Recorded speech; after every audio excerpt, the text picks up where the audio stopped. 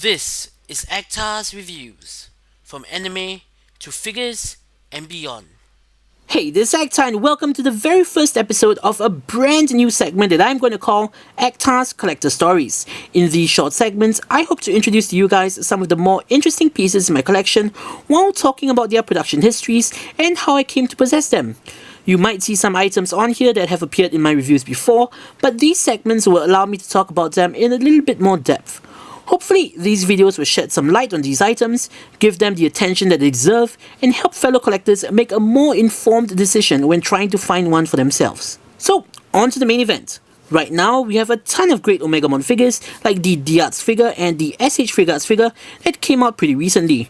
While these are brilliant representations of the character, none of them have attempted to recreate the combination process of Wargreymon and Metal Garurumon. You might think that it's physically impossible, unlike Pyldramon, but there was one figure that did attempt it, and it was a valiant attempt. This, ladies and gentlemen, is the Jogress Chou Shinka Omegamon or Warp Digivolving Omnimon toy by Bandai. Yes, strangely, it's labeled as Warp as opposed to DNA in the US.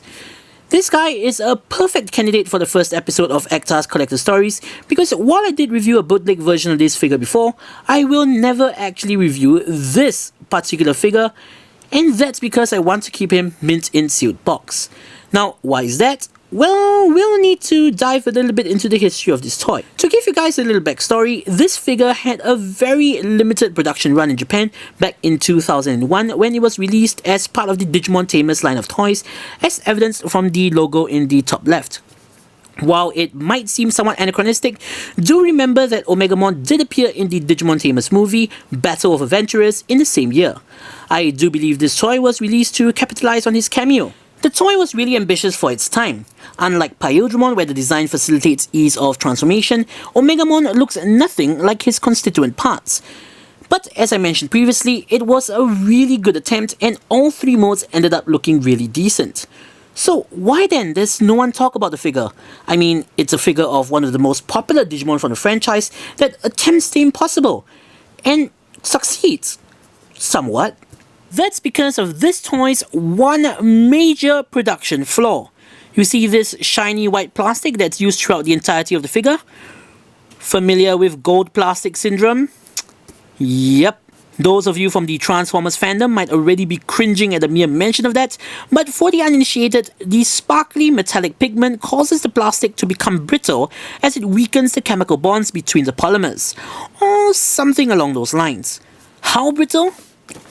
The arms and legs of Metal Garurumon can break off by simply removing the toy from the package. Yeah. On the bright side though, this shiny pearl white plastic doesn't seem to yellow at all. In addition to Metal Garurumon's limbs, other common points of failure include Wargreymon front armor piece, the clips on the side of Omegamon's head, and Metal Garurumon's tail. And so that is why I want to keep this figure mint in sealed box. Because of its limited production run and brittle plastic, it is nearly impossible to get one in this condition. After figuring out how proxy services worked and checking auction sites on a near daily basis, I was fortunate enough to pick this one up about half a decade ago, and I'm not going to risk screwing it up. But that's only half of the story. Like in Japan, this figure was released in America and Europe in a very limited quantity, making them rather rare as well.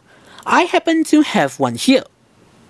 I managed to acquire this one through a deal with a fellow collector on the forum when I was just getting back into anime and starting my collection back in 2008. Unlike the other figures from the US Tamers line, Bandai of America did not make their own mold but imported the Japanese one, brittle plastic and all. Not sure if you noticed, but all of the limbs have a little piece of paper holding the screws in.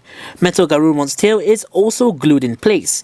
It's not pretty, durable or permanent, but hey, it works. And as if that wasn't bad enough, they decided to reduce the quality of the toy even further. Firstly, we have the ever popular missing paint applications, and by missing, I mean non-existent. Here's a quick rundown of some of the changes. First, we have missing blue lightning bolts on Omegamon's head. We have missing two-tone silver paint on the grey sword. We have missing black paint on the joints of Omegamon's legs.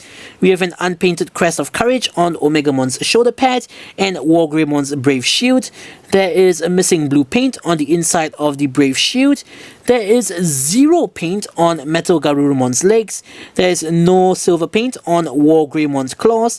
The eyes of War Greymon are poorly painted, and there is no paint on War Greymon's legs and side armor to differentiate the two. And that's just the tip of the iceberg. I could go on and on.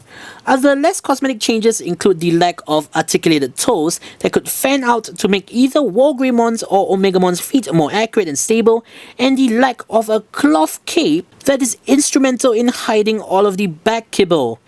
Why yes, the SH Figuarts figure is not the first Omegamon to include a cloth cape. And so that has been the Jogress Chou Shinka Omegamon or Warp Digivolving Omnimon toy. Is it worth the time, effort and money to get one? Honestly, I have to say yes. I have been hunting for one of these since I saw it being advertised on the back of a Digimon Figures card when I was still in primary school, and I was just captivated by the concept.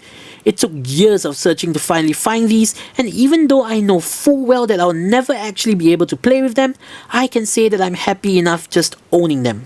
They are a fascinating piece of Digimon toy history and a reminder of what could have been a superb toy. Similarly, if you want to pick one of these up, be aware that these should be for display only. Also, do not get one second hand because 99.99% of the time, it's going to have broken pieces. And with that, I really do hope you enjoyed this very first episode of Actar's Collector Stories. If you see anything from my collection that you want me to talk about, please let me know in the comments below. The sources for all of the information presented in this video and further reading is available in the video description. So, this is Actar saying, see you guys in the next episode.